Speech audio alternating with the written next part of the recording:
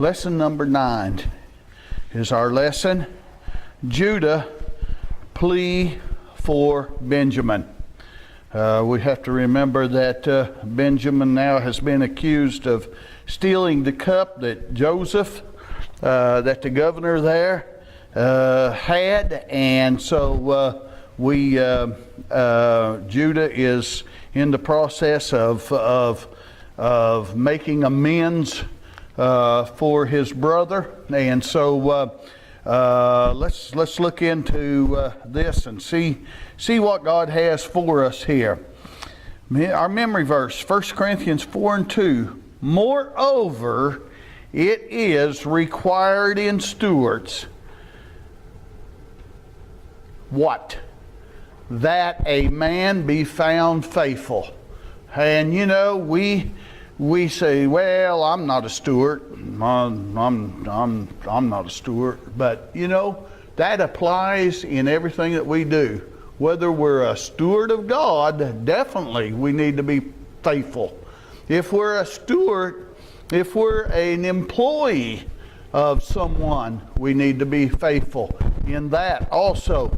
Whatsoever we do, we need to be faithful. I'm changing that, but I'm taking in a broad spectrum there of whatsoever we do, whatever we do, we need to be faithful in what we do, because we are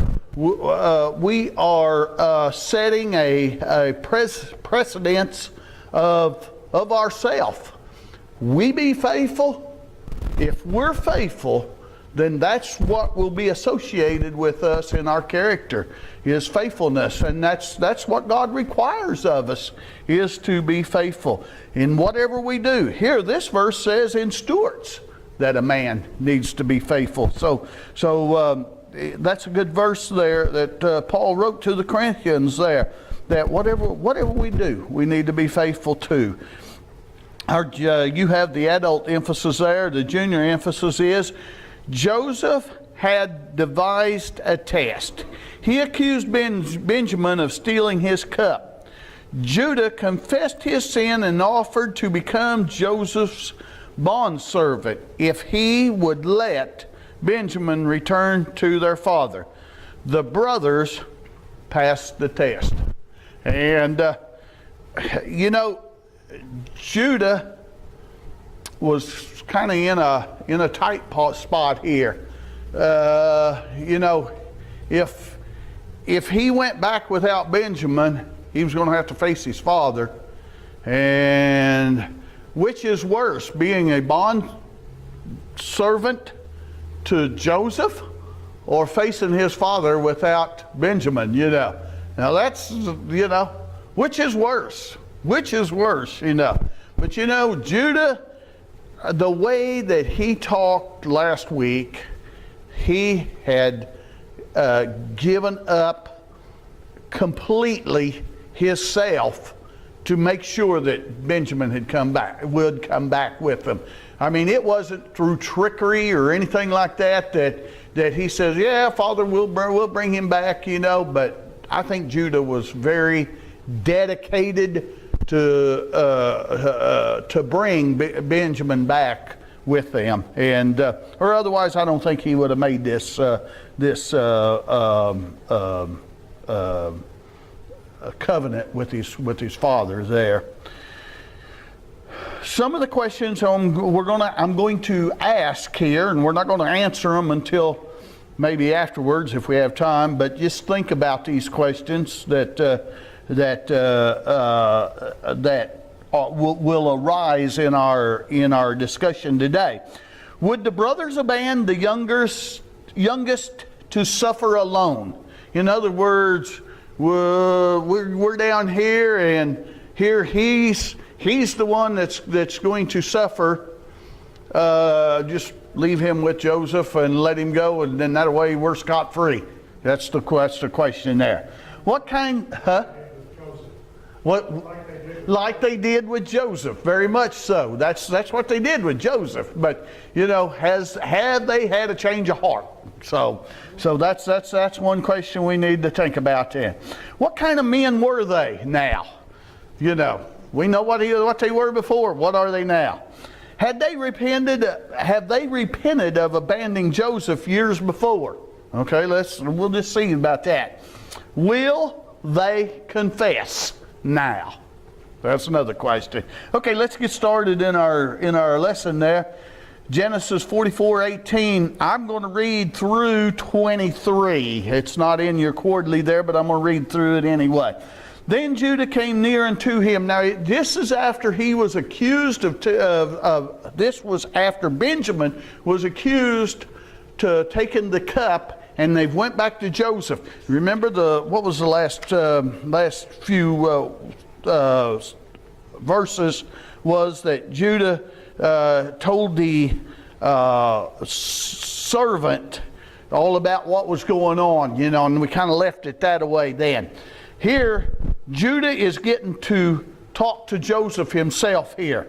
And he says, Then Judah came near unto him, Joseph, and said, O my Lord, let thy servant, him, she's talking about Judah, I pray thee, speak a word in my Lord's ear, Joseph's ear, that's what he's talking about, and let not thy, Joseph's, anger burn against thy servant me, for thou art even as Pharaoh. In other words, he's putting him up as authority of him. Pharaoh having the authority in Egypt. And Joseph is under Pharaoh. How far under Pharaoh is he? He's next in line. That's how close he was, And he's looking to him as hey, well, I know you've got the authority here in this country, and we are just more or less peasants. Well, we're not even part of this country. We're immigrants or visitors. Maybe I should say visitors more than anything. We are visitors here, coming with a need and trying to get our needs satisfied through you. We understand that. We know where our place on the pecking order is, and it's pretty low down on the totem pole, But listen to me here, what I have to say, and please don't get angry with me, is what he's telling Joseph here. And here's what he said, verse 19, it's not in your quarterly there, I'm going to read through 23. My Lord asketh his servants, saying, Have ye a father or a brother? Don't you remember you asked that question? Do you have a father? Do you have a brother?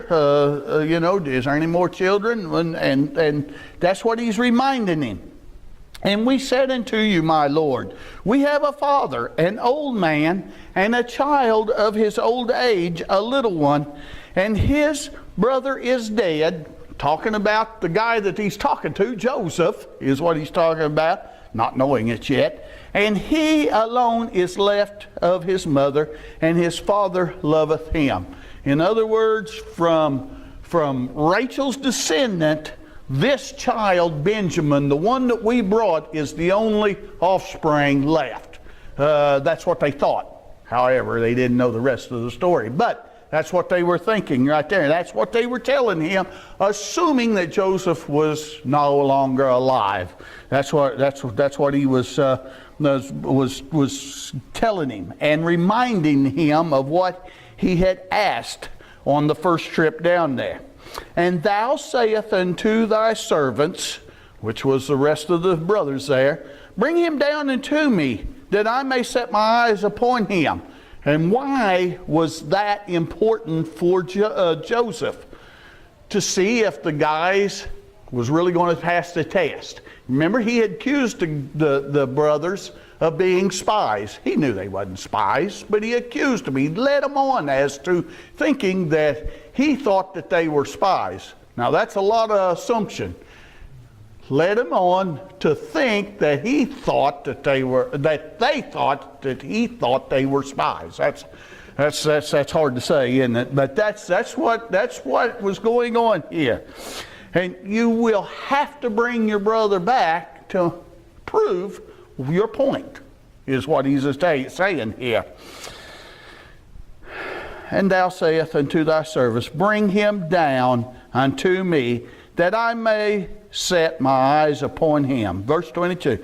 And we said unto my Lord, or unto you. They're being really polite with this guy, you know. It's a lot different than 20 some years ago, wasn't it? They just treated him like dirt. But now they're being awful polite and humble before this guy here, Joseph. The lad cannot leave his father, for if he should leave his father would die. And verse 23, and thou sayest unto thy servant, except your youngest brother come down with you, ye shall see my face no more. And so that's what was set up then. That was the test that was set before them to do. And so Joseph set this before them to see and to test them and to see if they had really had a change of heart. And you know, you might say, well, you know, this didn't just happen in 3 or 4 days. No, it took a while. It took weeks, if not months, you know, for this all to take place, you know. And, you know, Joseph was patient, you know. God, you know, we say, well, you know, time, God's not controlled by time, or, you know, time and God, you know, there's no yeah, he's not limited to time. Think of us, how we are so limited in time. You know, everything we do has a time factor on it, you know. We get up in the morning, we go to bed at night, you know. Some of us get up early in the morning, some of us get up a little later in the morning, but you know, it's pretty routine, you know, at 6:30, 8:30 in the morning we get up. At maybe 7 o'clock at night I go to bed, you know, but other people, well, I wouldn't go to bed that early for nothing, and they're 10 o'clock, you know, but it's all the time, you know. What time you go to work? Well, got a set time that we got to go to work. And if we're, 7 minutes late, well, we get docked, right? If we're, and you can't clock in early either, you know. That's against the rules, you know. And at lunchtime is usually at 12 o'clock, you know. And boy, I'll tell you what, when 12 o'clock gets there, you know, my stomach lets me know it, you know, just like today, you know, at 12 o'clock, my stomach's going to let me know. You know, church starts at 10 o'clock on Sunday morning. And then we have different times. On Sunday afternoon, 5 o'clock is the given time. But then on Wednesday night, most of you at 7 o'clock. But then, you know, we have to be here with the children at 6 o'clock, you know. So, you know, everything's tied to time. I mean, everything. If it's not just the time, but it's a day. You know, I've got an appointment, for a doctor's appointment on a certain day and a certain time, you know. And so, you know, but God's not limited to that. God is not limited to time. Can you imagine not being limited to time? You know, we wrap our lives so much around time that, you know, when time does not matter, it almost gives us a guilty conscience a lot of times. But, you know, that's the way it'll be in heaven, you know. There won't be no time in heaven, you know. And so, you know, but, you know, if we will follow, let's go back to what Joseph here, if we will follow what God has set before us, and sometimes I get into a hurry, God will tell us, and you know, my patience may not be quite as strong as other people's patience, and I think, oh, we need to get this done, Lord, we need to get this done, you know, but no, just hang on. In my time, and I have to think about that song, in His time, that's when things works together a whole lot better, is in His time, not my time, you know. I'd be way off. I'll be too early, I'll be too late, or one or the other, one or the other. It would be wrong. But you know, that's what we have to do. In his time, Joseph allowed that to happen. Joseph said, okay, Lord, this is a test. This is a test. Oh, I would love to reveal myself right now. But no, God says, no, just hang on. Just hang on. And, you know, if he would know that it was going to be, 3 months before they would be back, you'd think, oh my, 3 months, that's 90 days, that's. But, just hang on, Lord. That's what the Lord has to do to me a lot of times. Just hang on, Larry. Just hang on. Just at ease. Just take it easy, and that's what we have to do. And I get a lesson learned. I get a lesson on that quite often. So that's what's happening. But Joseph is remembering how his brothers treated him. Joseph is remembering without remorse, without a get back attitude, revenge. Without a revenge attitude. He is thinking about this. Joseph, we might look at it through earthly eyes and say, Joseph had all the right to just really, really put them in jail and do whatever no, not when God says, at ease, Larry, at ease, take it easy, And but Joseph didn't feel that way. Joseph said, I've had these dreams when I was a child, and finally they're coming true. But how many years has that been? My goodness, you might think that's been 35 years maybe, because it's been over 20 years that he was sold, and that might have happened, I don't know how many years before he was sold, but it was enough to aggravate them to sell him. But Joseph is remembering how they treated him, and with me and Benjamin being the same, being full brothers, how are they going to treat him? He's the youngest, how are they treating him? We'll just find out. God says, you'll find out what's going on. But the brothers, let's see, Benjamin, he would keep. Joseph told the brothers that he would only keep Benjamin. No, rest of you scot-free. You can go on. I got to hang on to this guy because he's the one that was caught in the wrongdoing there. And of course, Judah, he says, wait a minute. He says, Judah says, came to Joseph, and with all of his heart and his voice, he begged him to listen without being angry. He reminded Joseph how he had asked about their family. They had told him of their father, an old man, and the little brother Benjamin. They had told how his father loved him. Joseph had demanded that they bring Benjamin down, and that Judah. And of course, Judah had made that big statement of, I will bring him back. I will bring him back, he said. Let's go to verse 24. And it came to pass when he came up unto thy servant my father, we told him the words of my Lord. And our father said, go again and buy us a little food.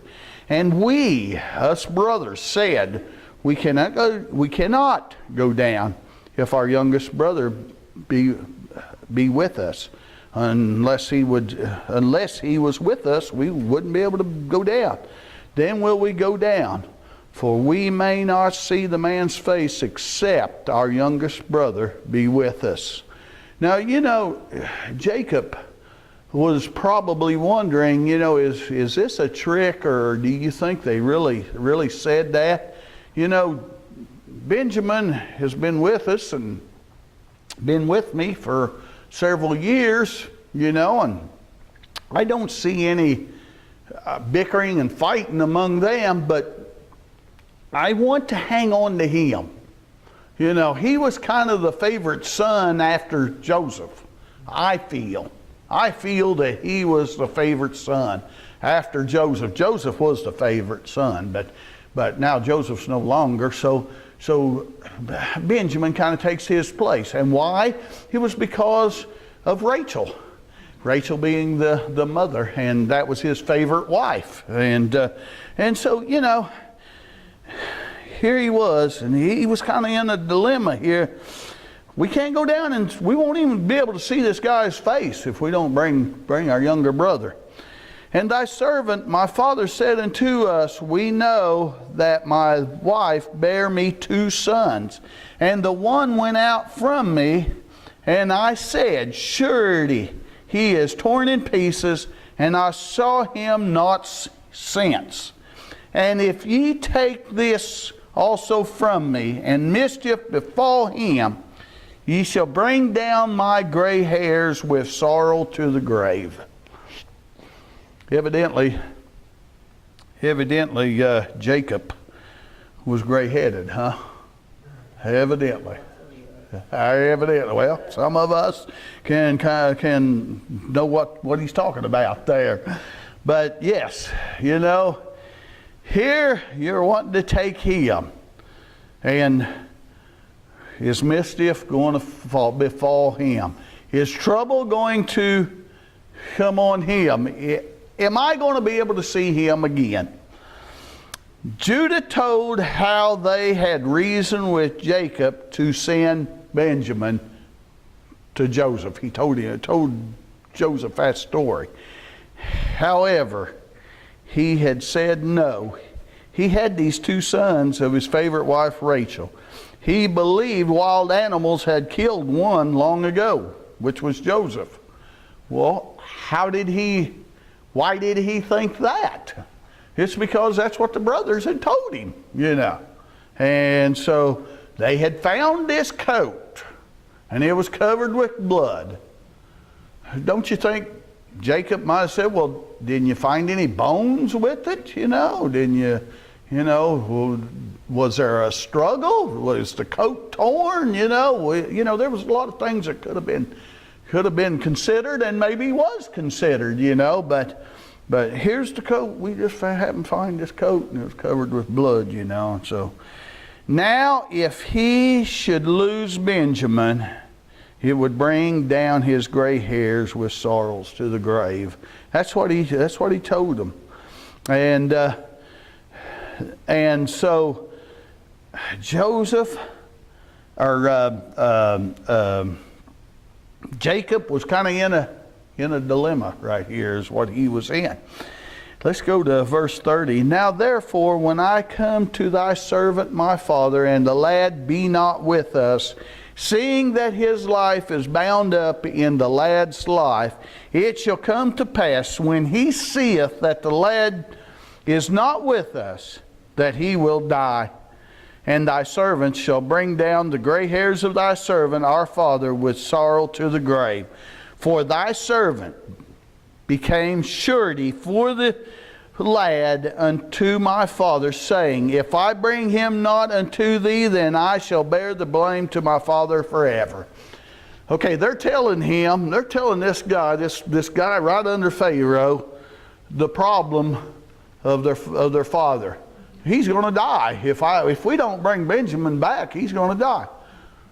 Any other person would say, well, so what? You know, anymore as cheap as life is in this country, they'd say, oh, well, he's going to die anyway, you know, it seemed like.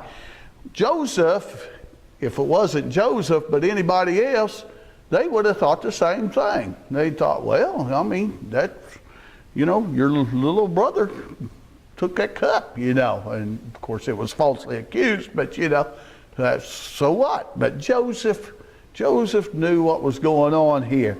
He knew what this man looked like, what their father looked like at the time that he left and was sold. Now he might have changed since then, but he knew he could focus a picture of the last time he saw his father. It's like when we put up a prayer list out here for the rest of our congregation out in Corpus Christi. When you pray, you focus on them, and you got a mental picture of what they look like. If somebody says somebody's name, you conjure up a picture, but sometimes it's completely wrong. Or to me, it is. It's when you actually meet that person, you think, oh, it ain't nothing like I thought they were going to look like, and but you know who you're praying for. And Joseph knew what his father looked like 20-something years ago, and so he knew what was going on. Judah's responsibility to his father. Judah told Joseph what it would mean to his father if Benjamin was kept in Egypt. Can you imagine? Well, we had to leave Benjamin down in Egypt because he was accused of stealing the cup, and we got out of there with our lives, Dad. Can you imagine what Dad would have thought of that? What Jacob would have thought? But Judah come to the rescue there. His life is bound up in the lad's life. If the others came home without him, he would die, is what they were saying. Then the brothers would be guilty of bringing his gray hairs with sorrows to the grave. They're already under guilt. Can you imagine being under double guilt? That's what I felt like before God saved me. It was under double, triple, or quadruple, or whatever you want, guilt. That's a terrible feeling. And at the time, conviction's a terrible feeling too, but that's God's blessing, for us, because it takes that conviction and that bad feeling of conviction to get rid of the even worse feeling of guilt. And that's when you really experience freedom, is when sins is wiped out and everything is good to go, so to speak. Judah remembered the sorrow they had already brought their father, and he did. He knew what it was. When they sold Joseph, they thought, well, we'll tell Dad that, or they kind of conjured up probably later what they were going to tell Jacob then, and well, yeah, I know he will mourn for Joseph, but in a few months, everything will get back to normal. But it never did. It never did until later. I mean, it took over 20 years. But they knew. We've already lived through it once. Let's don't live through it again, is what Judah was saying. He could not bear to bring more suffering to Jacob. Besides, Judah was the one who had promised. He was surety. He was the collateral for this lad, for his half-brother. If he failed to bring him home, he would have to bear the blame. All the blame would be on him. Just think, it was shared between 10 brothers. Joseph's disappearance was shared between the 10 brothers. This one, can you imagine 10 times more on him? Because that's what he said. He said, if I don't bring him back, all the blame will be on me then. He was that sure that he would bring him back. And it'd be blame. Yeah, it would be blame. They would simply have to bring Benjamin back home. That was, they had to. That was the ultimate goal. Even if they didn't bring food, they better bring Benjamin back. That was their thought. And they couldn't buy food nowhere else. That was the only place that had food. Don't you know that before they went the first time, they searched all of Canaan? I'm sure they searched all of Canaan. Have you got food? No, we're running real low. And if this drought keeps coming, well, we're going to be out in a little bit. You go to the next person, next town, have y'all got any extra food? No. But I did hear that down in Egypt, they've got all kinds of food down there. Oh, okay, well, we'll go down there. So, they were in a predicament. They couldn't go back to Canaan without food, and they certainly couldn't go back to Canaan without Benjamin. Let's look at verse 33. Now therefore I pray thee, let thy servant abide. In other words, Judah's telling Joseph, let me take his rap, is what he's saying. Let me. Pretend that cup was in my sack, but let Benjamin go back. I'm willing to take the blame. Does that sound like somebody else? Does that sound like somebody else? That sounds like Jesus, doesn't it? Let me take the blame. He's telling God, let me take the blame for these people down here on earth, Let me take the blame. That brings tears to my eyes almost every time I think of that. I was worthless. I was completely worthless, before God got a hold of me. Why did Jesus want to die in my stead? Why? He didn't do nothing to deserve it, but he was willing to do that. Such love, such love. Okay, he says, let thy servant abide instead of the lad, a bondsman to you, to my Lord, to you, he's saying. And let the lad go up with his brethren. For how shall I go up to my father, and the lad be not with me? Lest peradventure I see the evil that shall come on my father. That's what he's saying. It would be hard. Let's see. Let me, before I say that there, Judah's offer to keep his promise, to keep from sinning as he had against Joseph, and to save his father from sorrow, Judah made an offer. Judah says, wait a minute. Consider this. Consider this. He asked to change places with Benjamin. Would Judah have done that for Joseph? Not at that time. Judah was kind of the instigator, wasn't he? Wasn't he the instigator to get rid of Joseph, Now he's coming instead. In Benjamin's stead is what he's doing now. He would stay and be a slave to Joseph. Benjamin could then go home.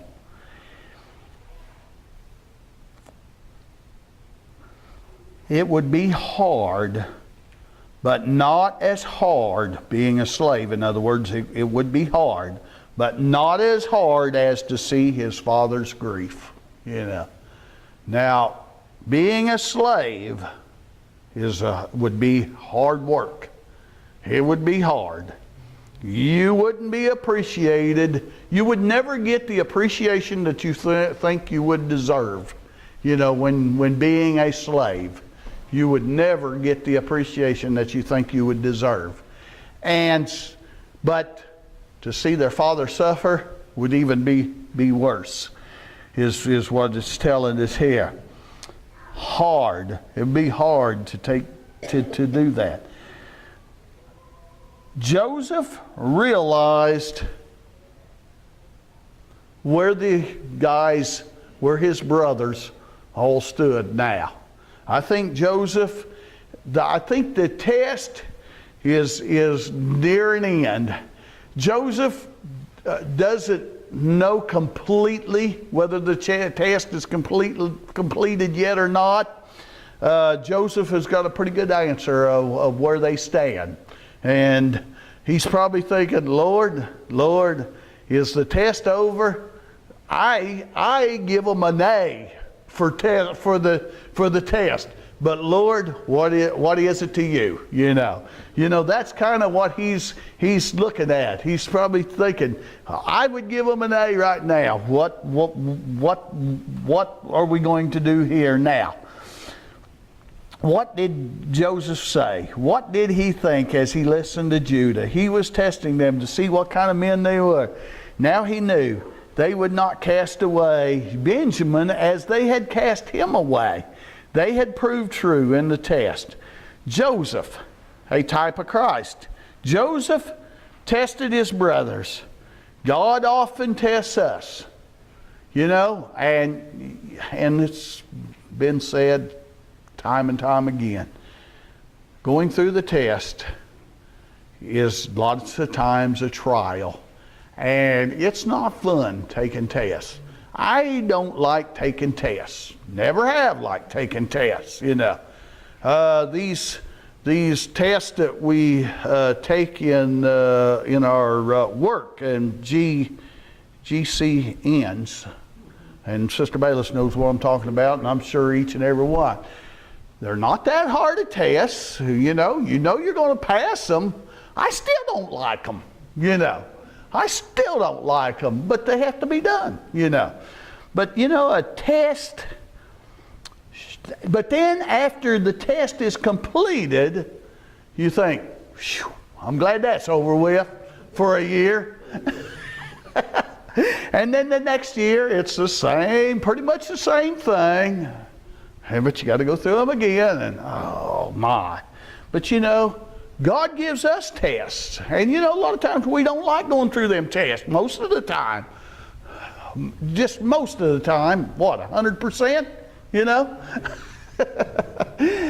We don't like going through the tests. But you know, they're there for a reason. You know, and then after you complete it, well, I feel closer to God. I feel stronger. And I can thank God for that, you know. Because God has put us through this test. And, you know, we want to do the very best that we can do. God does not expect more than our best. You know, we can be thankful for that He doesn't expect more than our best. He expects our best, you know. You know, if somebody else can do things better and then I can do it, He don't expect me to do it as good as the other person, you know. But He wants me to do my best.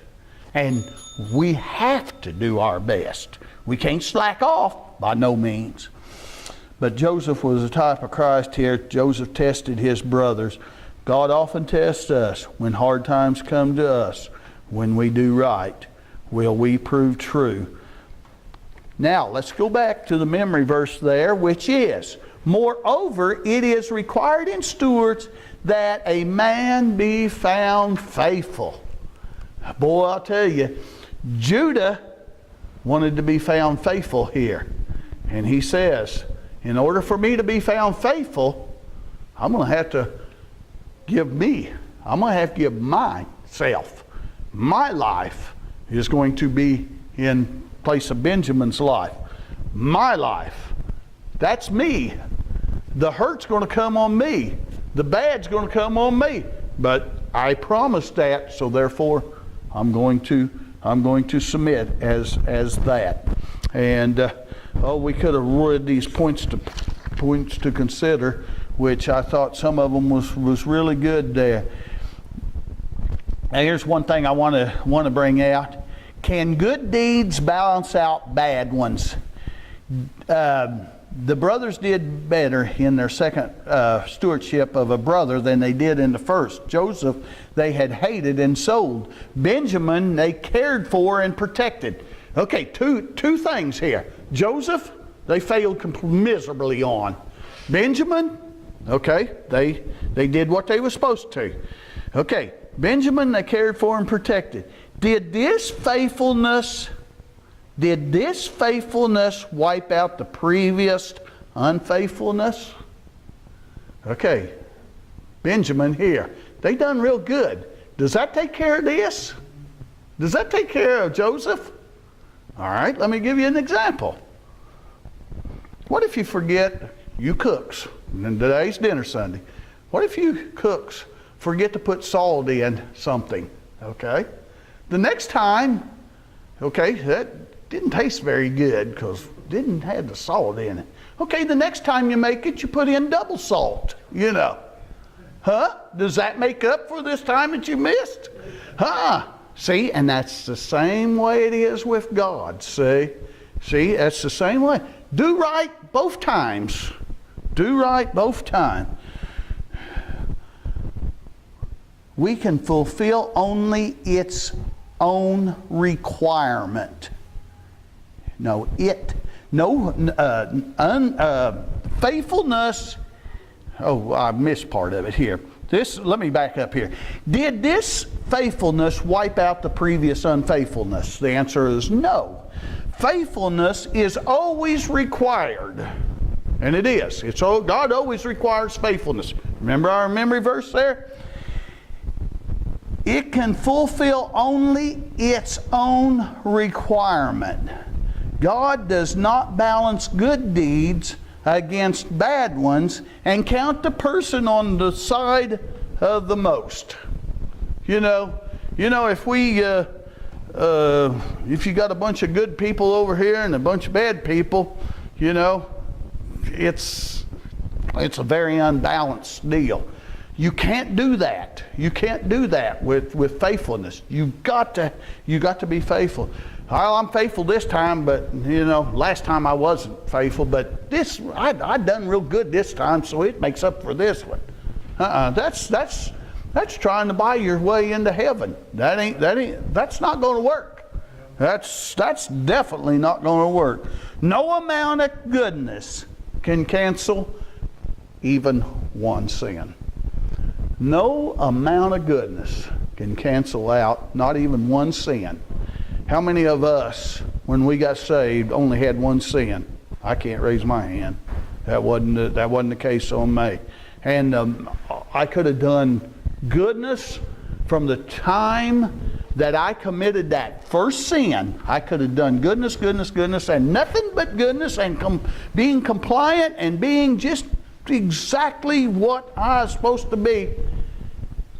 Would have never canceled out that sin. It took the blood of Christ to cancel out that sin. And it wasn't just one sin. I don't want to mislead you that there was only one sin. No, there wasn't one sin. There was a bunch of sin. The fulfillment of God's predictions, the brothers' subjection to Joseph is nearly accomplished. The experience of the brothers, a type of salvation, surrender, acknowledgement of sin and helplessness, and a willingness to give up all, as Judah showed, are attitudes necessary to salvation. Necessary. Everything. In other words, we have to lay ourselves before God and say, Lord, here it is. You know, what can clay, how can clay be contrary to a potter? You know, if it's not mixed right, well, you know, that's because of the potter. It's not mixed right, see? If it's mixed right, ready to go, how can the clay be contrary to the potter? It can't. And that's the way we have to be to our potter, Jesus, is to be there, willing to be made into any shape that we need to be made into, whether it's a nice pretty vase or whether it's a cup that you use every day. It doesn't make any difference. We gotta be submissive to God on that. Our lesson next week is Joseph makes himself known. So, and we already know how that turns out, but it brings tears to my eyes every time.